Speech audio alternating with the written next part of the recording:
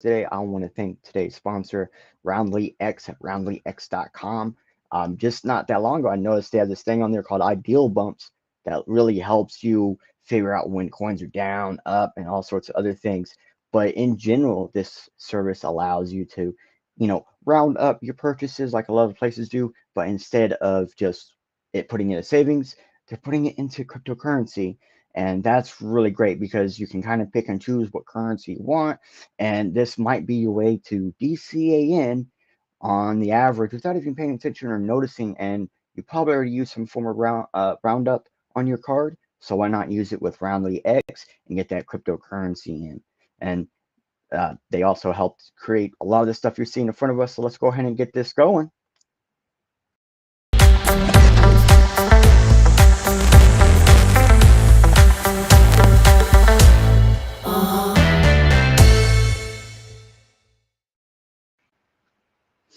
OMG, that intro is still so awesome. I wanted to say thank you again, Rally X, for making that intro. That is so freaking awesome. And now let's get on. So today we were finishing up the 28 questions about Bitcoin, and we're at number 14. I believe we're going to get through the list today. So let's jump on it. Now, if you see on the screen, when we pop up the big screen, you'll see a QR. That is where we're at. And then beside it is what we're talking about. So you can follow along, or if you're watching a replay or afterwards, you can actually revisit and see and verify the data for yourself. So first question is, the NSA built Bitcoin and they're created a backdoor. Now they are simply waiting for every sucker to put all their wealth in before they pull the switch and take it down or control the network. Now, this isn't really a question, but I get the question behind it. What if there's a backdoor in Bitcoin? So, on the previous episode, we kind of went over various different bypasses Bitcoin users can do to get around various things like this. And so, if you go back and watch that, you actually be able to find a lot of information. But I want to get a little bit more specific to the situation at hand. And so, if the NSA did put like a backdoor, then the code, we'd see it in the code because the code is open source. Anyone can view it, anyone can check it, anyone can verify it. And on the previous episode, we even showed you how to find that code. So GitHub, and basically it could be just simply removed out of the code, commented out, absolutely removed, even coded in to be removed. And the best example I have is the U.S. government created Tor, which is the onion root or the onion rooters. So what that allows people to do is allows you to have like anonymous internet service. Like you can have internet websites, be an anonymous user, and the U.S. government still can't control Tor. They created it, but they can't control it. They can put all the code they want in there, but because everything's open source, it just gets removed. And so the governments are forced to go after each individual user. And keep in mind, like when Bitcoin was going on, Tor was still kind of new, but you can kind of see some of the ideals of Tor put into Bitcoin, which allows it to actually bypass this backdoor scenario, government control scenarios, and various things like that. And I think that's the best part about it is the fact that we can just see the code, we can write it out. It doesn't have to be included. And because anybody can write the software used to either mine or hold or collect or interact with Bitcoin, you can just write your own and completely remove them completely. It doesn't have to be involved. So now, what if Bitcoin gets hacked? Well, this is a bit more difficult to answer because there's tons of ways to actually hack Bitcoin users, but actually very few ways to hack Bitcoin. So you can brute force any public key to find the internal data, then work backwards to obtain the private key.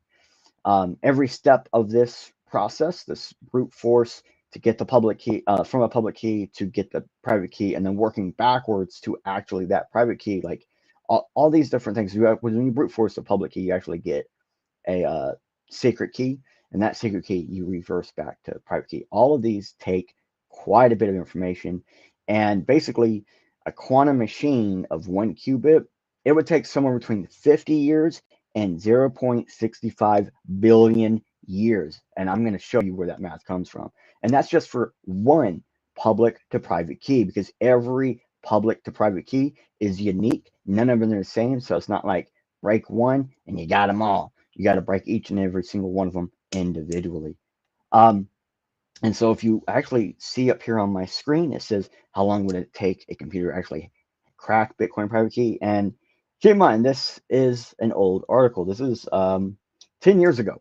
So 10 years ago, people were already thinking about this. What would it take? Why? And since then, we do now have a quantum machine up to 5 qubits, which is, at the time, we didn't think would be at it this quickly. But the point that we're here, still this statement still goes the same, where it can take a really long time. And I want to show you why. See, if we look at how long a private key is, it's 32 bytes or 256 bits of DAPPS, so 256 actual characters. There are 2 to the 256 different possible key points, and that's as you see there, it's a little bit larger than a 1 followed by 77 zeros. It's a huge number. So at the time, they actually have a spot in here where the fastest supercomputer was at, because the supercomputers actually do a better process of cracking these keys than quantum machines do. And so based off this information, they can actually, we have there's the algorithm right there in front of you. That's how you crack the Bitcoin private keys, everybody. There it is, or public keys. There it is. Go for it. And in here, they actually do the math, and it would take 0.65 billion years. And that was the fastest supercomputer at the time, which was actually faster than a 1 qubit supercomputer for this same similar type of math. So that's the key points to put in here. It actually, supercomputers are more efficient at this than quantum machines are at this, just because of the type of math it is. So if we keep going, like, we're actually going to talk about actually breaking a Bitcoin private key now. Because, even based on like Moore's law, the amount of time it takes to break a key, it does drop after about, because right now I think it's like 55 to 60 years. And if you actually go in about 35 to 45 years, that time will drop. And then in about 55 years from now, the ideal length of time to break one key would be 13 to 18 months. So still a long time after you've already created the key and put it on the chain. And that's kind of important, because you don't have to put your keys on chain to accept transactions. You don't have to say, hey, here's my public key to get a transaction. Transactions can actually announce your public key. So here in Breaking Bitcoin, now this one's a bit newer. That's why I brought this one up, because it's basically the same one as the last one, but this one's more specific. And it's only about 2 years old. So they kind of just resurfaced the same ideal in a different manner. And in this one, they're talking about a chosen ciphertext or plain text attack. And the reason why we have this coming in is they really just kind of explain various attack methods just to this one ideal.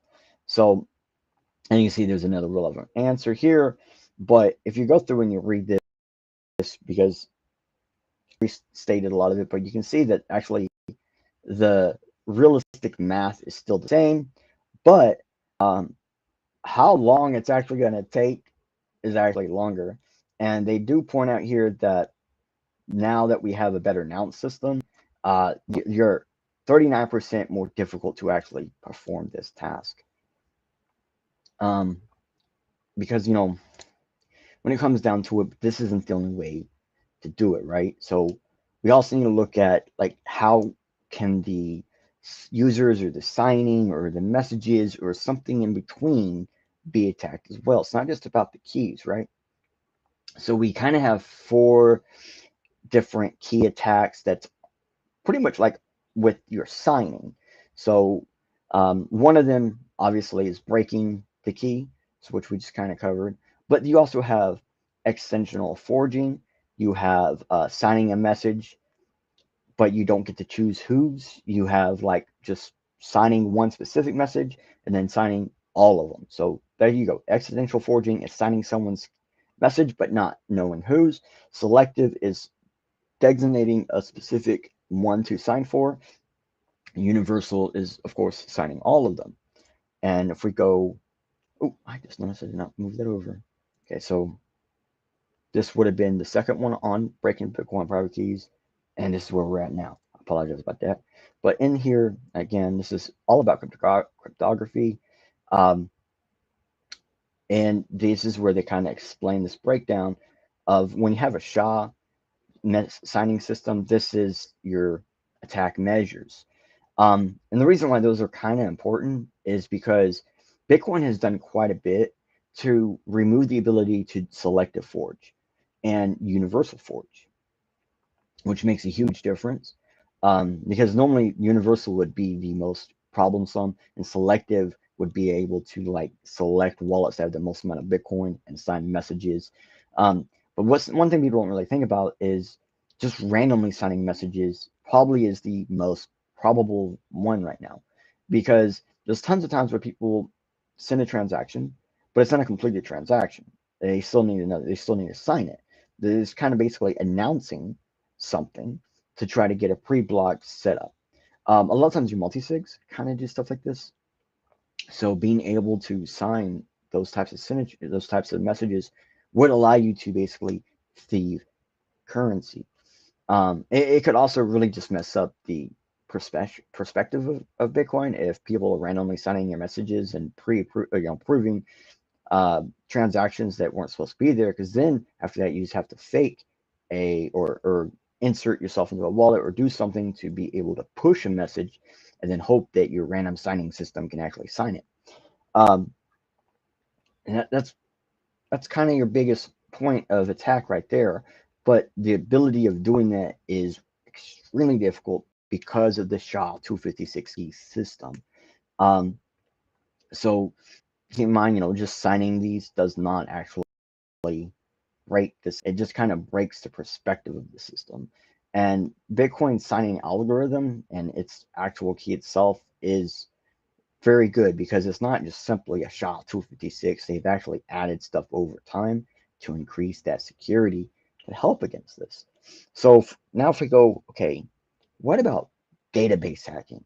You know, we've already talked about 51% attacks and sequential blocks to change data. We've talked about that on the previous episode. Go check it out now on YouTube. And the further back that the entity really wants to go, the more sequential blocks they need. Um, and so there is a chance that they'll need more than 51% of the physical miners, not the hash rate, but the actual miners to perform anything like this, because they need to mess up the consensus. And so let's say one of these hacks actually does happen. So the keys hack, miners will start using an adjusted key setup. I mean, something we've actually done before. So, at the moment, there's only two major types of key signing, and Bitcoin users can choose which one they really want to use, and it works with both of them just fine. So there is no problem for them to be able to change that and add another one. Like, right, originally you had one Bitcoin key to one public key, so one private to one public, and then now you have like one private to an indefinite number of public keys. Actually, I think, well, it's near indefinite. It's not actually indefinite. Um, so there is this ability to basically you have one private and you can have all these other publics, which then can be used to create additional keys. So we can, even without adjusting anything, we can actually adjust how we sign, how we make these keys, how we perform these key actions to make it more difficult for anyone to be able to sign for us or anything like that. So adding in more signature setups, adding in more key setups is not a problem. And it will happen over time. We will get more and more and more because that is how you decentralize your networks. You got to decentralize everything. So if we decentralize the signing, we can actually make it more difficult because people can change on the fly which they're using, which makes it where you have to really have a system that can do more and more and more, which makes it more difficult to do. So the signing hack would be more on the selective. If you can get one specifically, that would be the best way to go, right? But again, that's still extremely difficult because with a selective form of attack on this method, you need 51% or more of the physical miners. But just to show you a little bit more difficult how this is going to be, let's show you the, well, Bitcoin active addresses historically. So if we look right now, we're sitting somewhere a little under 800,000 active, addresses right now. Like right now, in this month, we had a peak almost 900,000. Um, we can see at the highest point that it was 1.2 million active. So knowing which one of which one of these, you know, 775,000 keys, or like knowing exactly which ones are using what, it's going to be extremely difficult. And as we add in more setups, the more difficult that will be. Um, so this won't really stop people from using Bitcoin. This would probably move us back to people using like ZK Snark signing, or even using indefinable proof signing. So stuff we've actually done on Bitcoin before, where we have the ability to do private signing on Bitcoin. We've done it before. There was issues with that, which is why we didn't stick with that. And so now we have to go, okay, so that is two major attacks that can be subsidized on a fly, because Bitcoin does allow various forms of signing, thankfully, including private signing. So now if we look at strictly the database, okay, so kind of explain about the 51 and with these charts and stuff, like go in the previous episode to get a lot more information about that. But the amount of stuff they need to do it, so basically, if they have any amount of Bitcoin, protect that by reflowing sources back into Bitcoin, slowly making it more difficult for each and every block. And that's kind of the reason why proof of work works so well, is because anytime you try to attack that method of just the miners, you always end up increasing security to do so, unless you can purchase out old miners. And they still be running, basically. Because if you have too much of a drop in your hash rate, then you create a new problem itself, which is a security measure hiddenly in the system, where it takes longer to make a block. So if you are able to get a collusion and you get a lot of people to drop out because you bought them off, rather they have to move the stuff to you, or they completely destroy it or whatever, well, you just made it more difficult for you to be able to get a block, because now blocks are longer. And then those people who are actually better at mining than you probably are, because they've already been doing it, they have more resources, blah, blah, blah. Well, now they can re-increase the hash rate so by the time you actually get anything, or have anything, or have the ability to do anything, they're pretty much back at the horse race with you, increasing that security. So next question is, like, what if governments crack down on the people themselves? One, I think, is a good top. And I think I've actually heard people like Anatopoulos and a few other people actually have this conversation in public spaces before.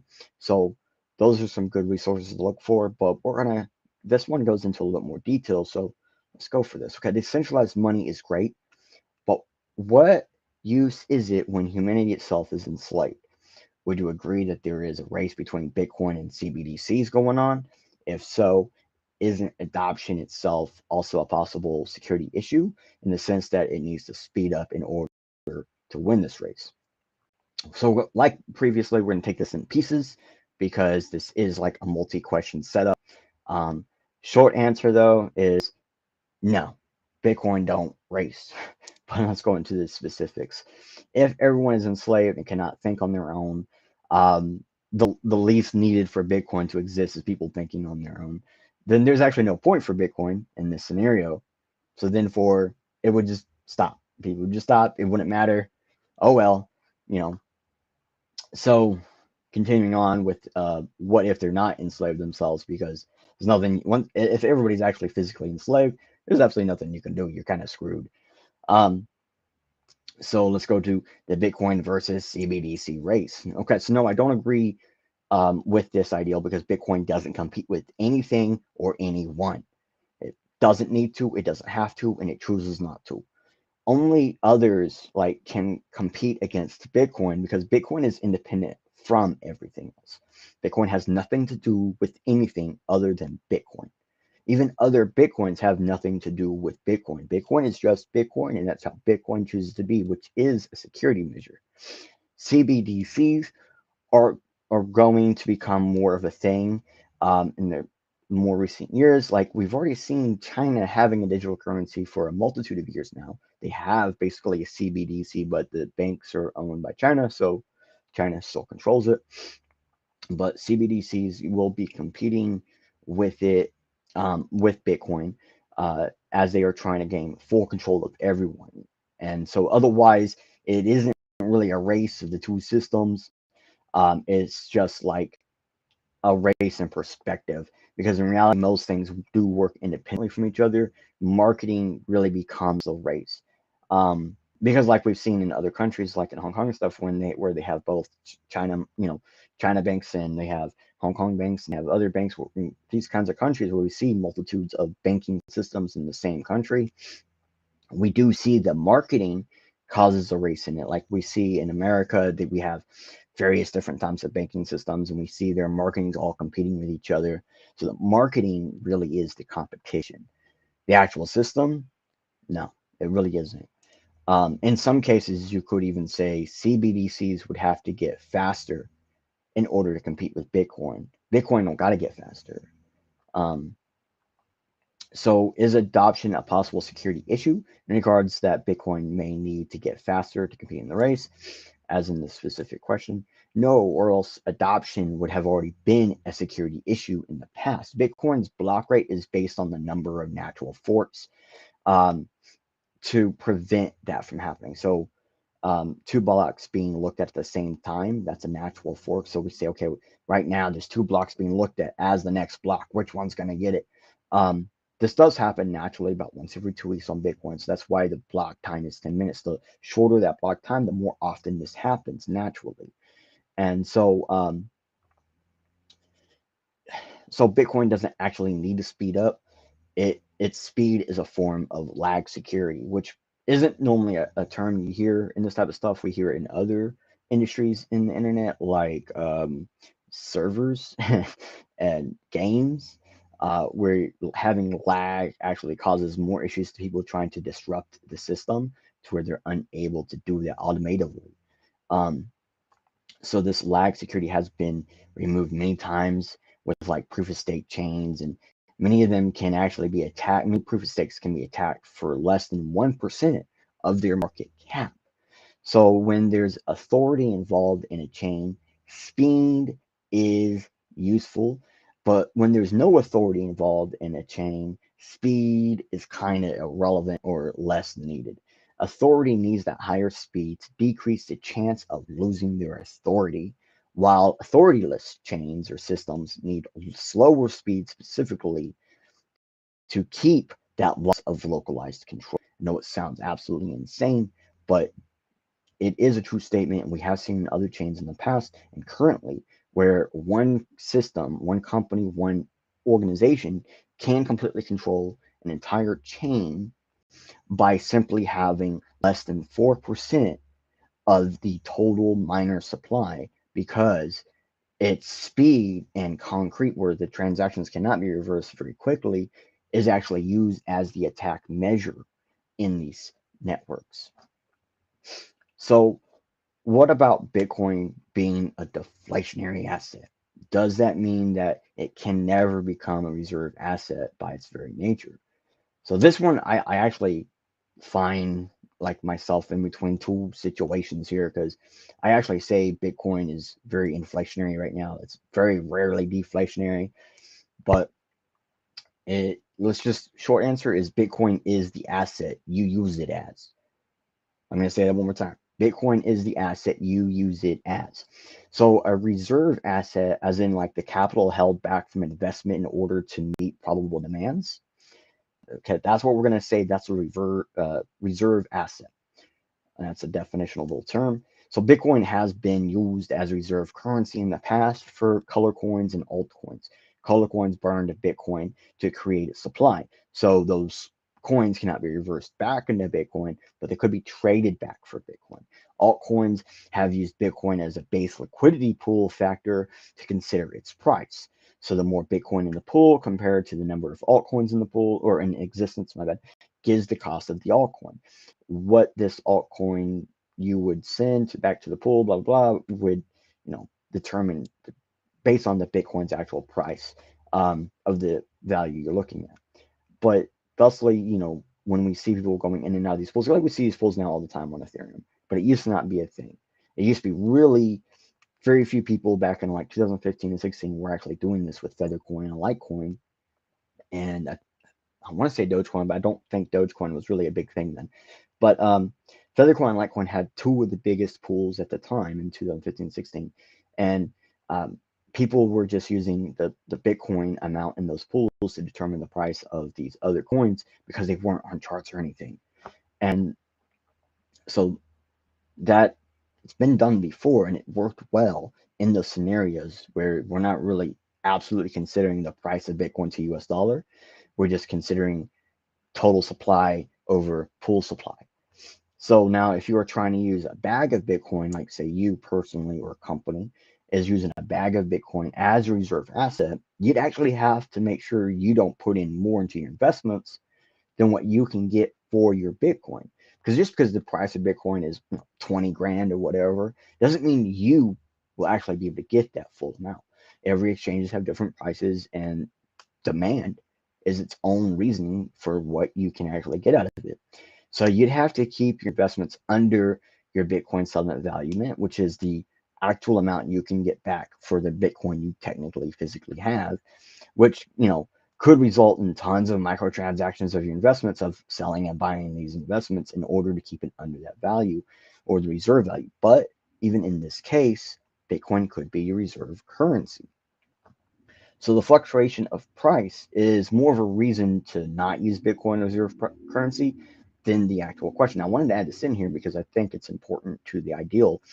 Bitcoin as a reserve, it's not a good ideal no matter what until Bitcoin is no longer compared to a fiat. It's never going to be good. So many consider like deflationary assets to have constricting supply and circulation, while others actually consider it to be like constriction of the new supply to circulation. And I'm sure there's even other definitions of what a deflationary asset is, but Bitcoin does lose the total number of fresh coins every 4 years on average. So that's why a lot of people call it deflationary.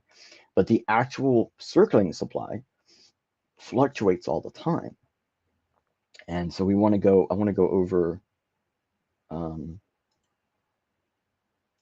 halvening based with prices. Now, actually, I want to double check something real fast. I'm going to make sure I have the right QR on screen for you.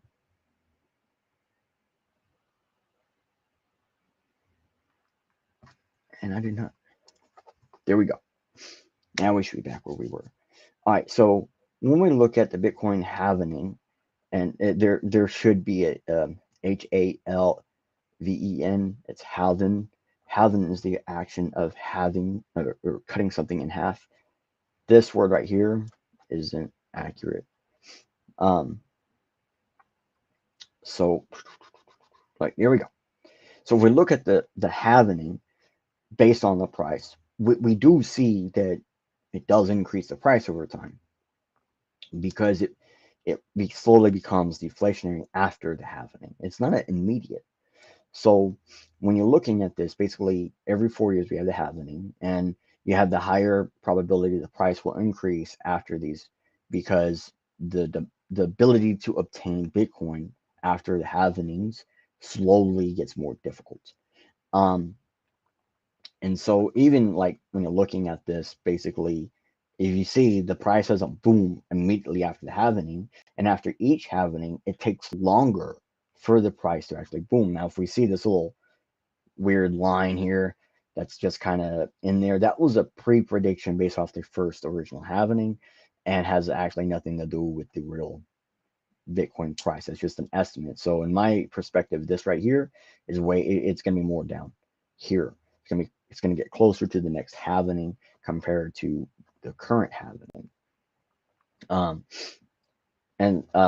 Sorry, I lost my place. So basically, the liquidity in Bitcoin really makes a huge difference.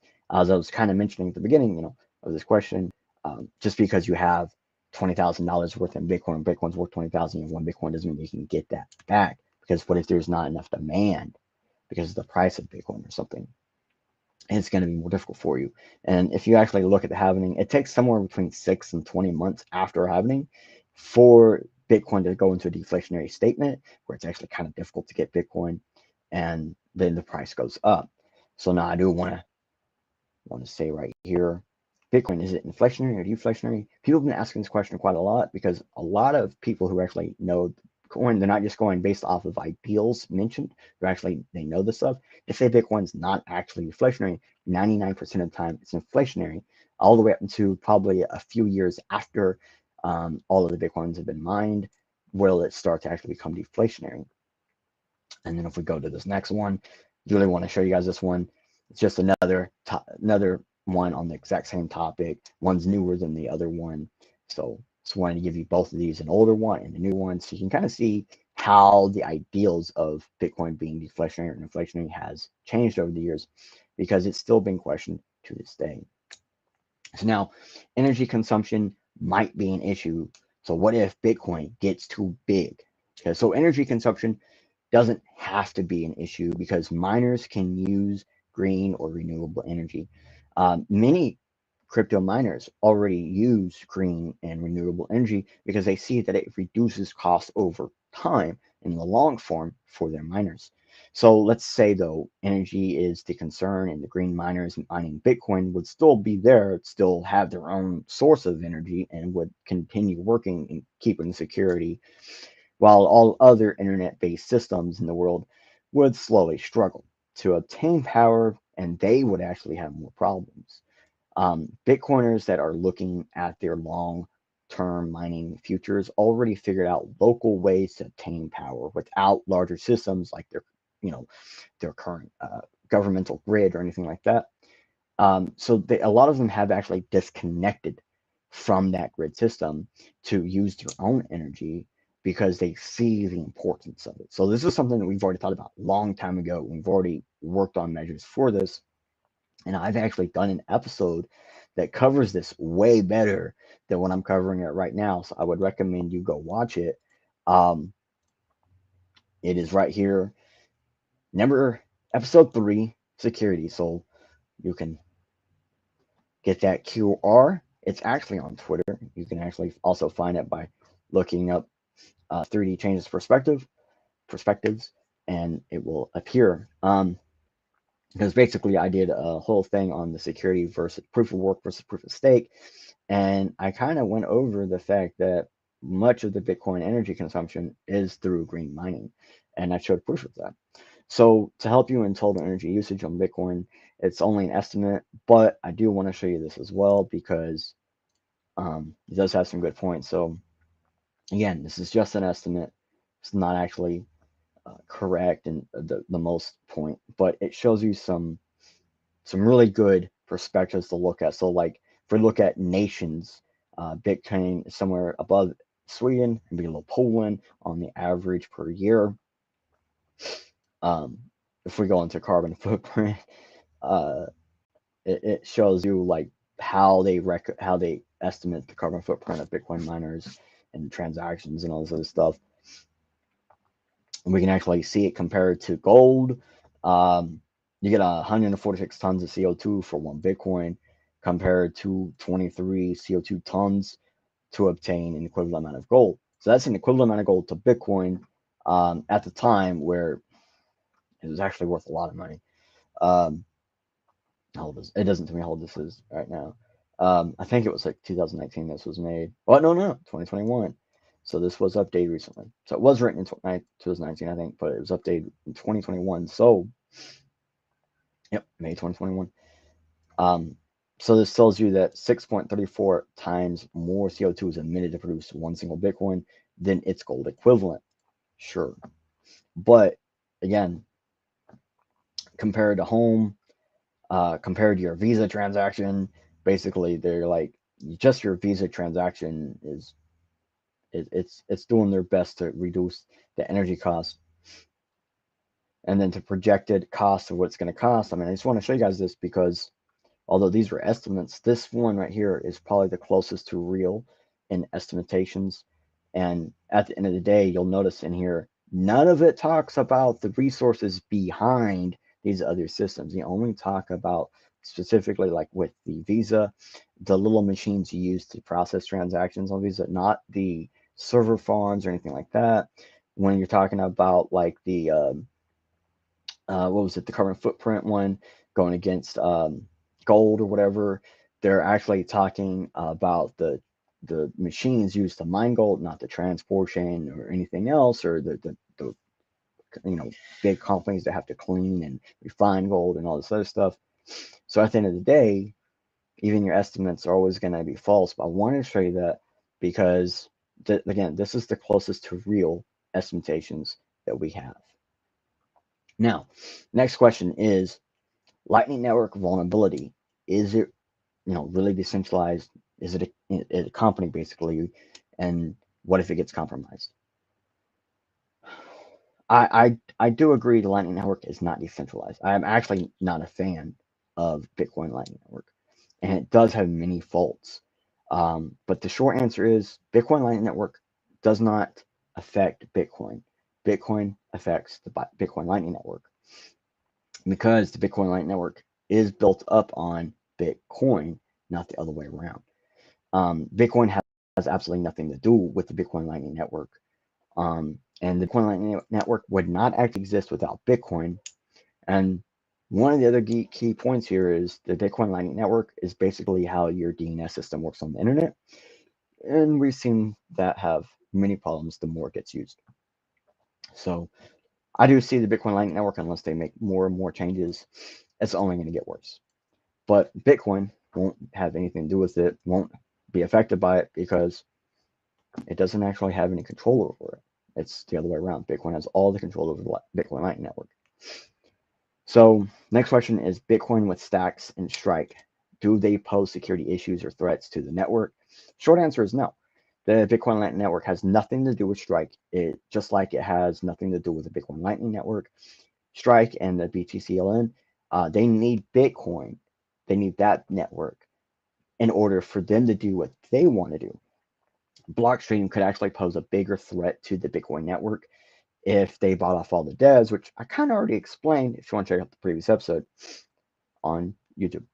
Stacks, though, could cause transaction fee inflation, something we've seen before in the past, because you think Stacks is the first company to go, hey, we can have a blockchain and post our stuff to Bitcoin, and therefore have a Bitcoin-based system. People have already done this. This is nothing new.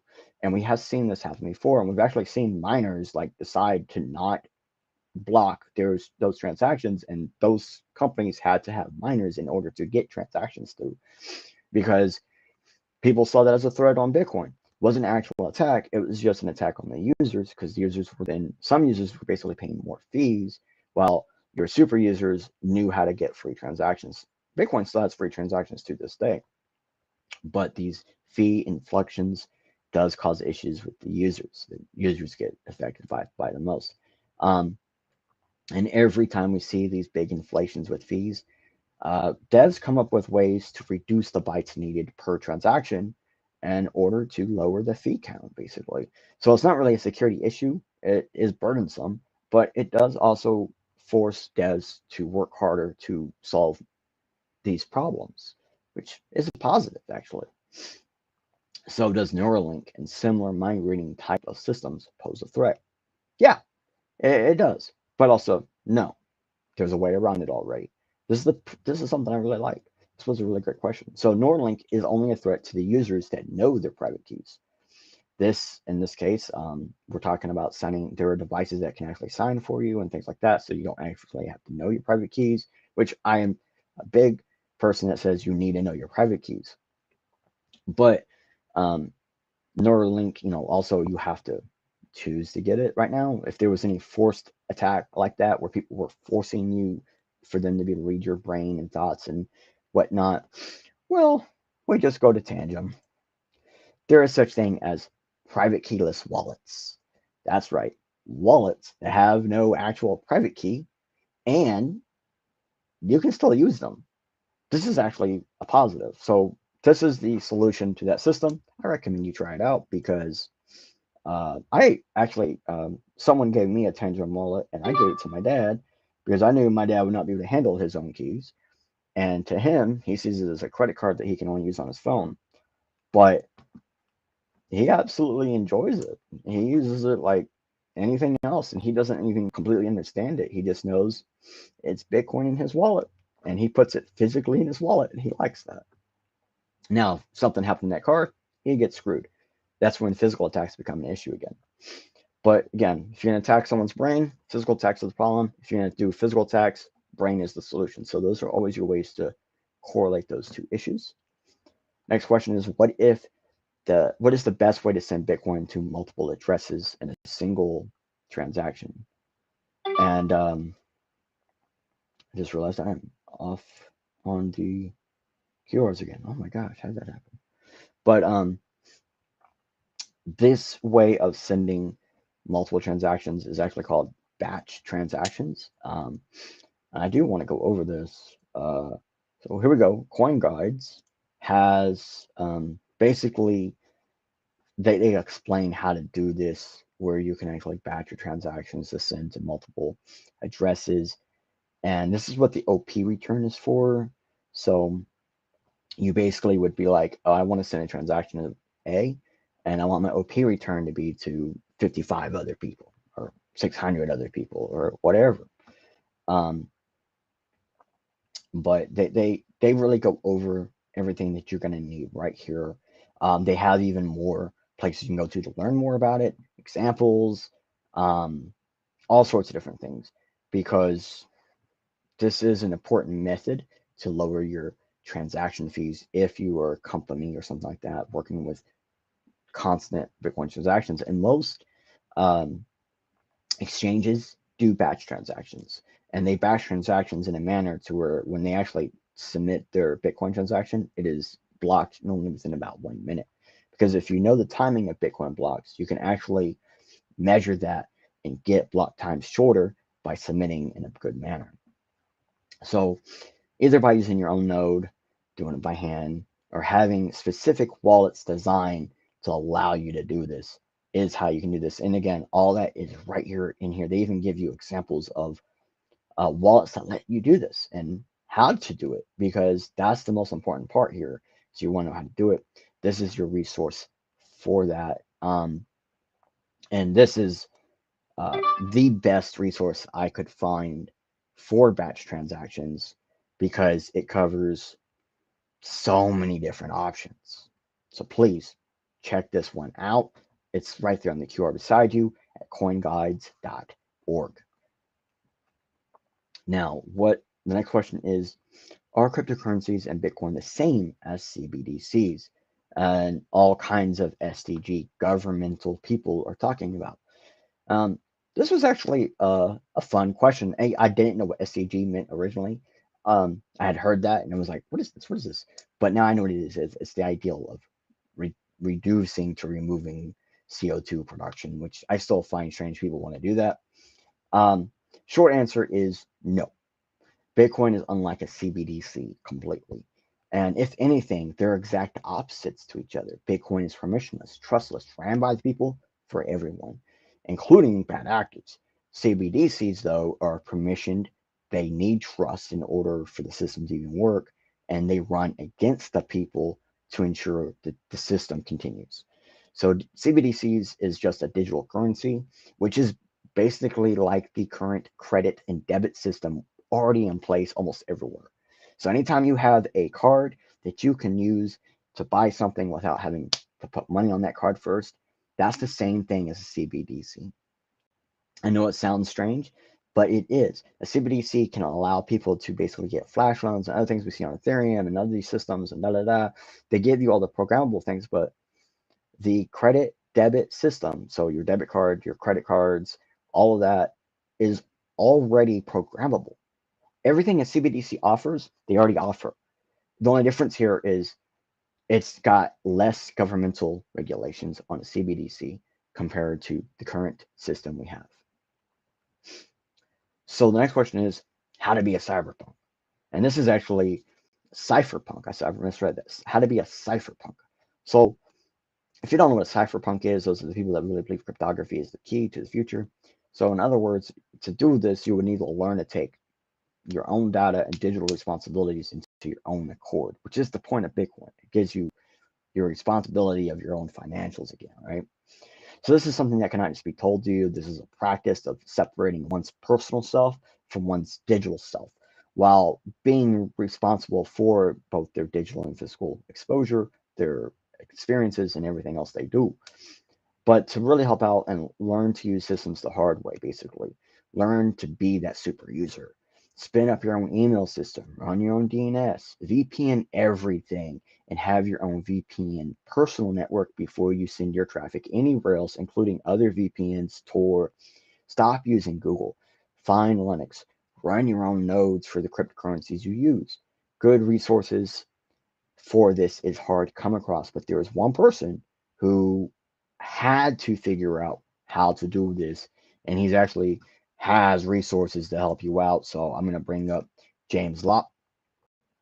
He is the person to go to for this. When he's got books, he's got information, he's got help, he's got systems for you. He's bust out the hard work for you. And if you really want to become a cypherpunk, this guy has everything you're going to need to know to make that happen, because he was forced to do it. He was being attacked physically. His family was attacked physically. And when I say attacked physically, I mean like I believe it was SWAT and something else. Like they found where he lived. They were coming for him, and it got bad. And it wasn't the government. It was trolls online that were going after this guy, and they were getting serious. So basically, never KYC. Figure out how to do stuff the hard way. And remember, cypherpunk is about taking your own responsibility. It really is. Next question is how to get started as a newbie. So this one is a really fun answer. You know, you mine currency over buying currency. You start small. You DCA if you're gonna buy. You get smaller amounts at a time, which is one reason why you might want to think about getting on RoundlyX.com, because they have a way for you to do that small buys without realizing that you know what little bit you're getting and how much it's affecting, because over time it stacks up. So, and if you're not going to do something like that, I would recommend buying once or twice a month, and at least one time during the lows. So that when the price of Bitcoin is low, that's a good time at least buy one time. Even if it dips lower, doesn't matter. You already bought it when it was lower than it was previously, and that's going to help you out.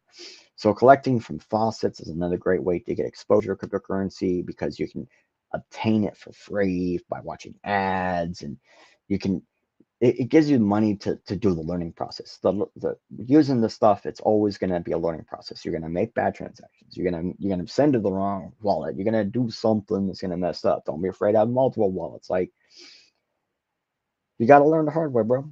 And you're going to have to start small, work your way up, hodl, and build up your supply. Because once you have a supply of crypto, then you can do something. You can buy stuff. You can figure out how to use it, and that's another method on its own. And there's a lot of people that never make it that far.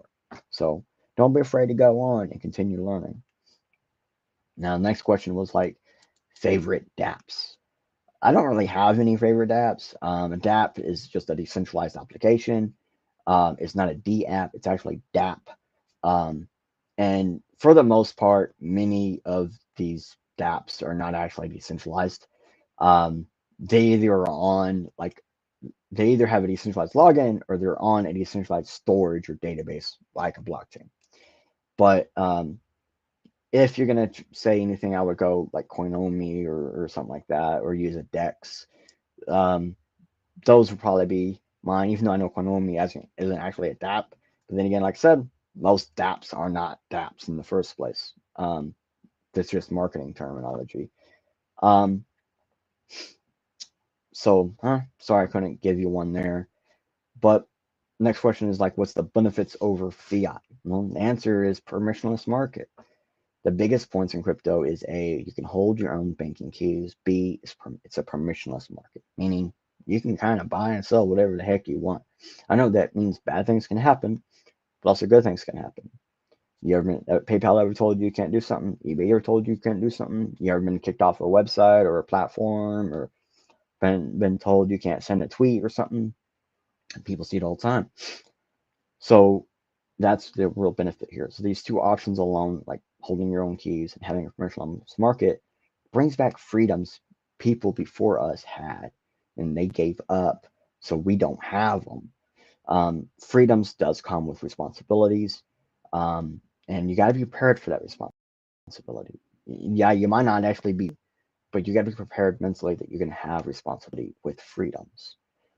So you can like literally tell your governments and intruders they're not allowed to get your currency, and basically you can just allow them to never be able to obtain it if you do it in the manners that we've spoken, like using your brain instead of anything else. And even like having a hidden card somewhere that someone holds for you that you don't talk about.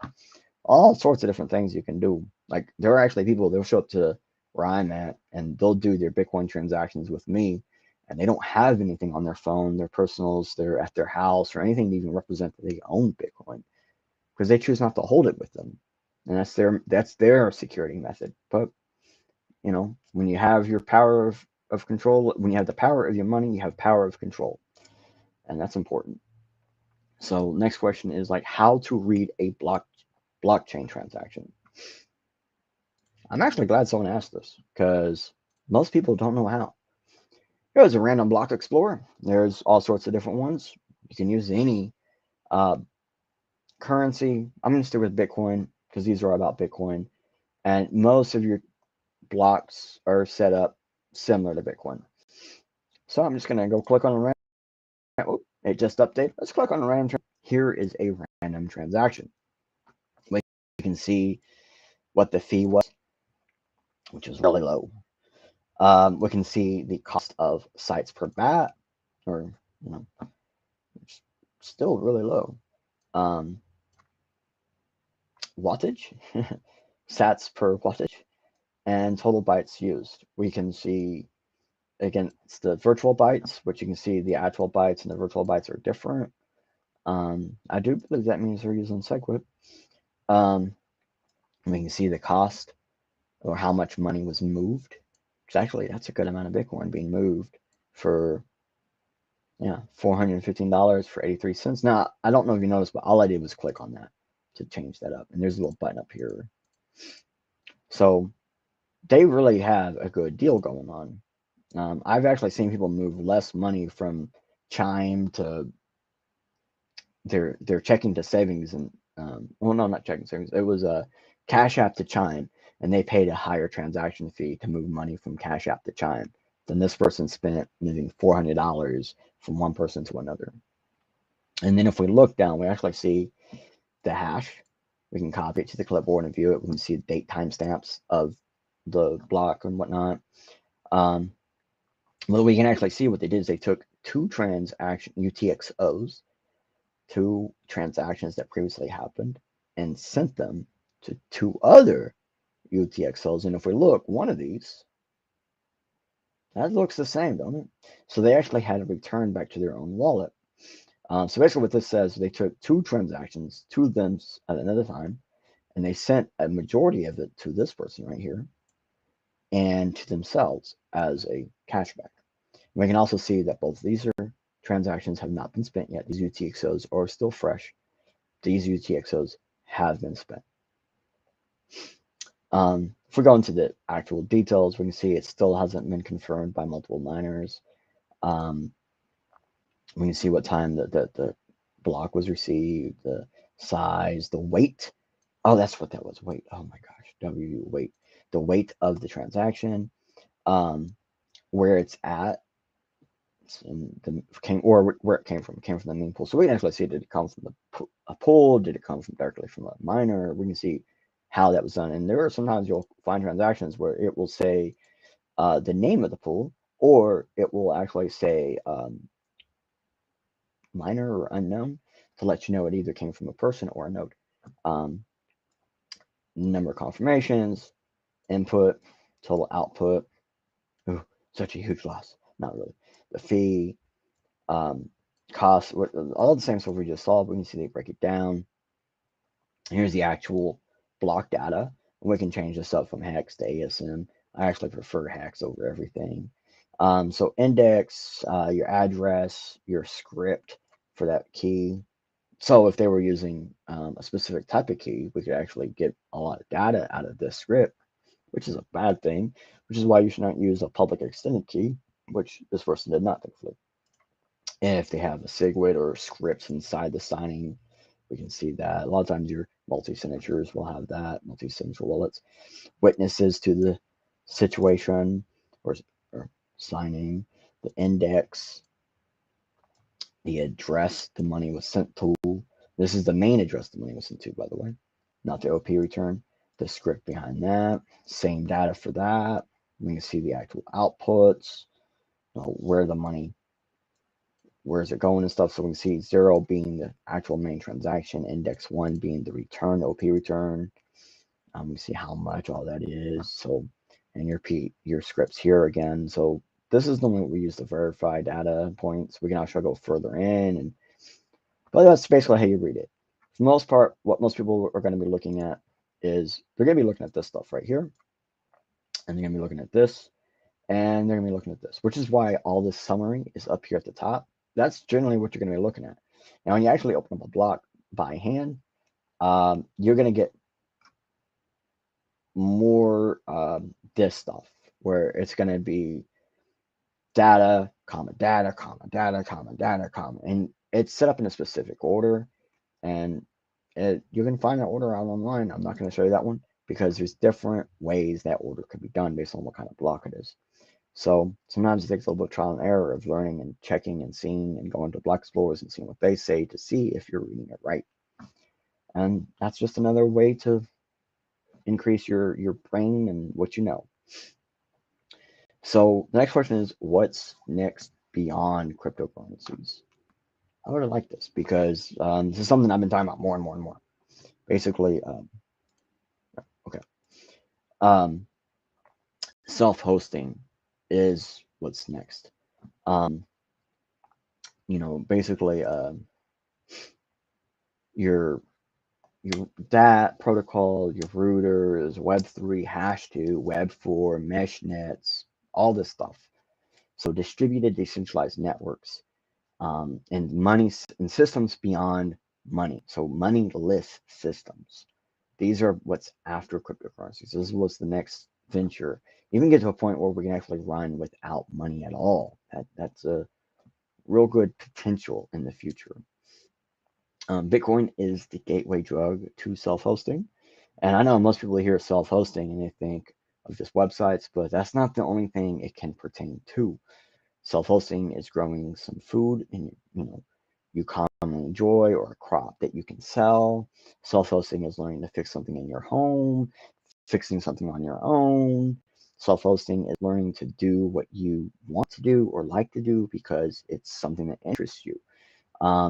Enough for you to actually do it. Learning how, what, when, where, why is a bit more difficult, but it's definitely part of self-hosting. Even if, like, bro, I want to know what, when, where, how. I'm about to buy something from the market. Where did this come from? How did it get here? Blah, blah, blah. Knowing that stuff can be really helpful because it might help you deciding which products you want to buy from. Self-hosting is so much more than just running your own website, running your own node. It can be brought down to even making your own clothing.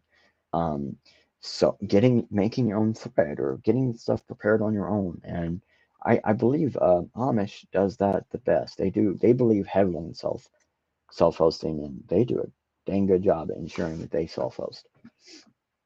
So if people all across the globe took on this ideal of self-hosting, this would eventually get moved to a point where governments can free up wealth they control to not focus on like regulations of everyone's life and every aspect of everyone's life, wealth, and actions. But this would actually allow them, for them to have this chance, I guess, to be more like, they can look more at the crimes of actual problems than less of what people are doing or pre-crimes of actual problems. Policing forces could actually have more money for better training or even new training. And people can basically unpeg themselves from the global standard of wealth line, like how everything is pegged to the US dollar, for example, or the euro, or a form of fiat.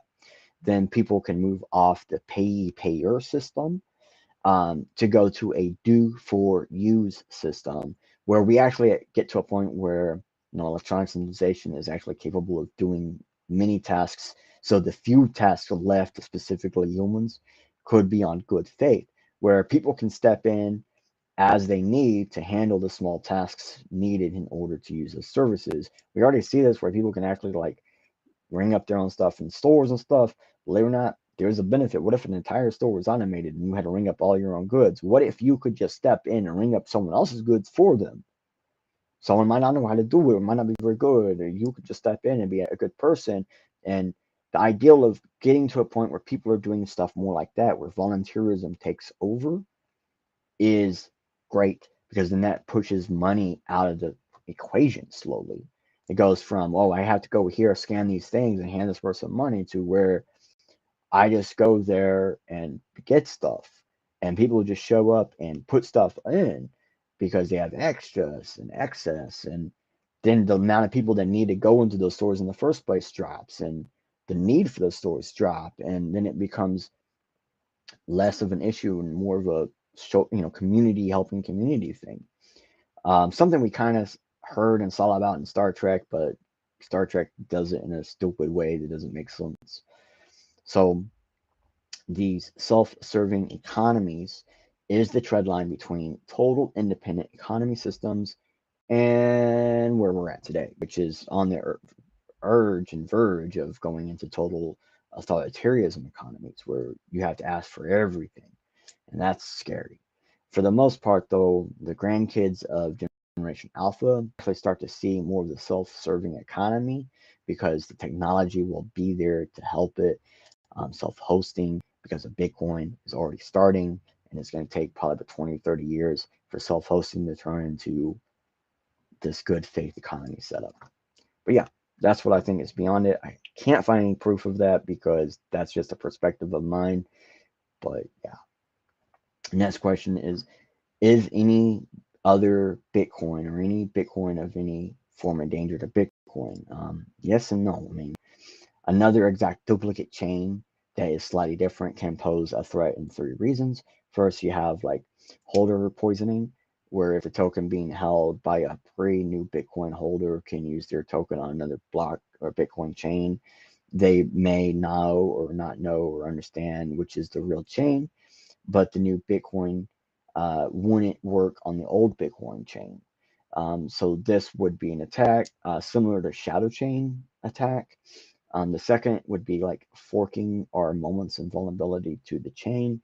So every time there's a fork on chain, there is a vulnerable block.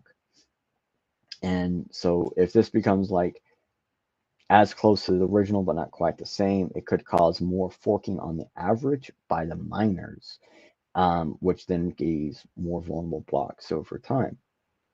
More double spins, leaving room for network confusion, um, and get to a point where the chain isn't so much constant changing that it slows down. And at the moment, Bitcoin doesn't change, which is a security reason. I know it takes a long time to change things with Bitcoin, and that's on purpose. Third, any amount of permissionless could be changed. So where randomly, if your new chain is very close to the original to where you can't tell the difference, the new chain could actually be a permission chain where you have to have permission to do things, and you might not ever know it. That could actually lose faith in people's, where people are like, I don't know which one to do, so I don't know how to use it. It's more difficult, and then things are being changed in that manner. Even stuff like being able to recode miners could become impossible, or being able to code your own stuff and using it could be impossible in the new stuff, and even API structures could mess up.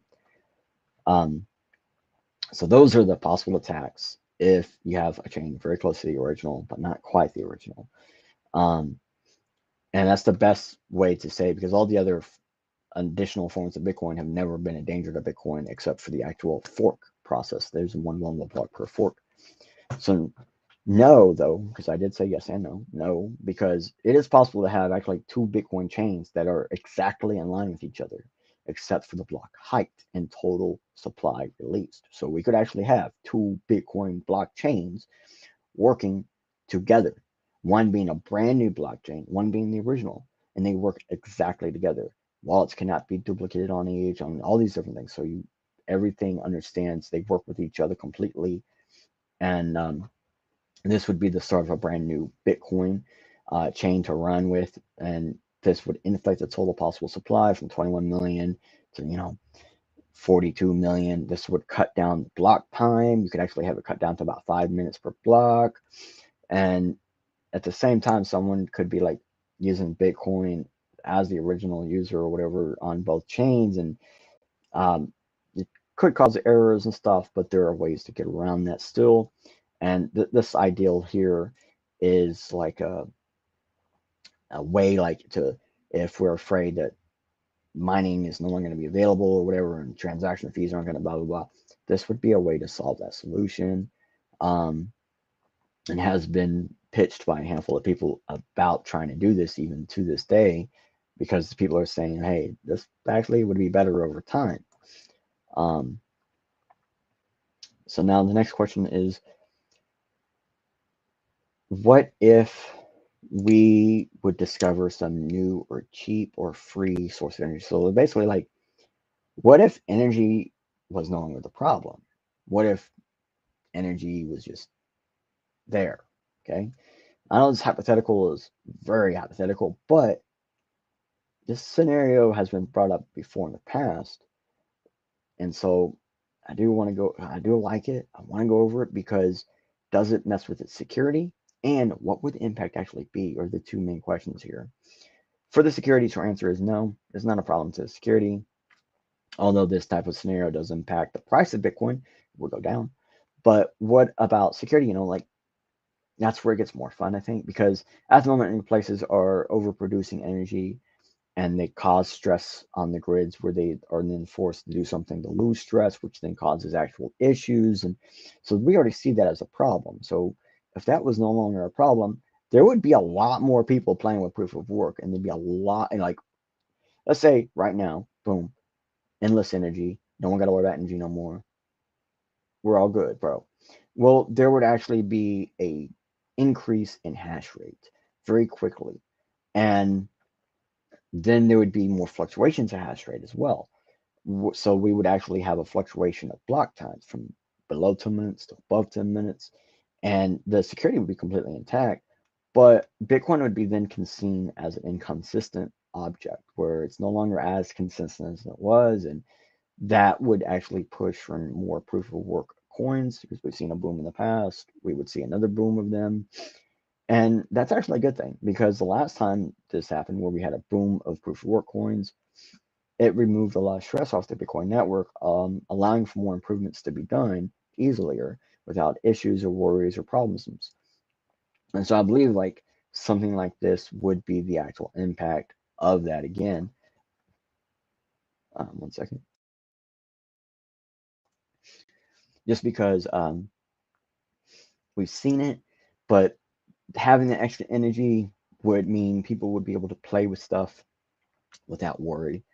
And because of this, I do want to bring up one more thing, which I don't have a slide for. I wish I did, but I don't. Um, the more CO2 in the air, the more plants grow faster and bigger, taller, in some cases stronger. Um, and then also, we have the least amount of CO2 in the air than ever before. Like, every year, we have less and less CO2 in the air. And that scares me, because plants need CO2 as their system to create glucose and sucrose, and they are actually extracting something from the CO2 and putting back out the oxygen. So our oxygen layers, we're kind of relying on that. But at the same time, we create oxygen in the ozone and stuff like that because the sun and the amount of water on the planet. But um, if people would just stop worrying about the amount of CO2 released in the air and worry more about condensed CO2 in the air. Oh, thank you so much, Broseph. I really appreciate that. Um, then we could actually prosper crops better. Something I do hear from people saying is they go, hey, look, I'm trying to grow crops and having a hard time growing crops. And there are places where you can actually basically buy CO2 for your crops because they understand that it's needed. And, it's a bit scary, but at the same time, the world does what it does to protect itself. And we got to do what we got to do to protect ourselves, which is why I think Bitcoin really is a key to things. Now, I know I probably haven't really changed your guys' perspective on this episode and the last one, but if you did put in one of these questions, I hope I gave you enough resources and information to help you on the start to change your perspective, where you can learn more about what's scaring you, because most of these questions were about fear, people afraid of something and want to know how to basically remove that fear off of them or ensure that's not a problem. And that's something you should definitely be looking at in life, because if you're afraid of something, the best way to overcome it is learning more. And the more you learn, the better off you actually can be. I know it can be a scary thing to be learning like that, but it's really useful, and can actually benefit your mental and physical health, because you'll have less worries in your life. And I really appreciate you guys showing up. I know this went over a little over an hour, but we actually got through the questions. I can't believe it. We actually had total 29 questions instead of 28. But yeah, we got through them, broses. 2 episodes, all this data, tons of information, really great questions. I really appreciate everybody for submitting questions in on all the different areas you did. They're really awesome. I hope to do this again in the future. So if you have more questions, drop them in. You never know which episode they might just drop in randomly. So I want you to, and I want you, the viewers, please keep asking questions. There's nothing wrong with that. And the more questions you can ask, the more answers you may get, and the more you can learn. Because again, learning is knowledge, knowledge is power. And when you have the power of your freedom, you have the power of your money, you have the power of your knowledge, you have power over yourself, bro. All right. Thank you guys so much.